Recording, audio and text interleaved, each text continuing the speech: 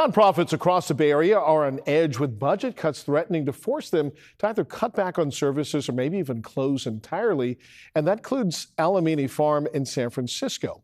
Their mission is to feed people who might just otherwise go hungry. Sarah Donchi talked with group members about how a shift in strategy will hopefully keep them afloat.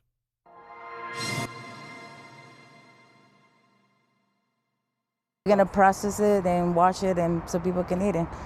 Just steps from the Alamany Apartments, a public housing project on the southeast side of San Francisco, sits 3.5 acres of farmland. It was fate, in a way, that called Tatiana to Alamany Farm. She was going through a difficult separation when she stumbled upon a paid apprenticeship. I was going through it and I felt alone. I felt like I couldn't work other places. I felt, lost. So Tatiana went to what she calls farm school. She learned how to grow her own food, how to feed her children healthy meals, something that was in her blood. Her family tended to their own land in Mexico. I think that's one of the things I wanted to come here to take me to those memories of my grandmother. Tatiana is one of several people who work here or volunteer here to grow food for people who may not otherwise have access to a healthy meal. It's hard to go to stores out here. There's no stores close to here.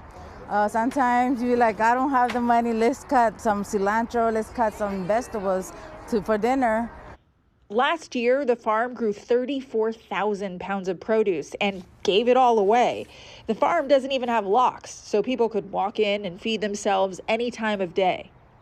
There are so many people who come here after being disabled for a really long time who haven't been able to leave the house because of a long-term illness and come to this land to heal. But like countless other nonprofits, the farm finds itself in the middle of a changing political landscape with the ever-present threat of budget cuts.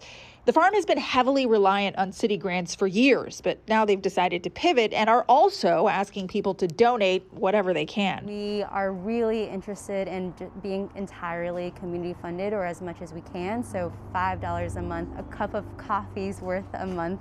The farm's managers say they will do whatever it takes to keep the place open, including working for free. They say the mission is just too important to give up.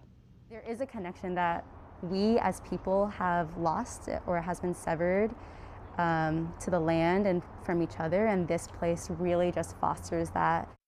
It's the people that I work with. They're amazing. They're like family to me. I love them. Yeah, they became my family. The farm has set an ambitious fundraising goal of $200,000.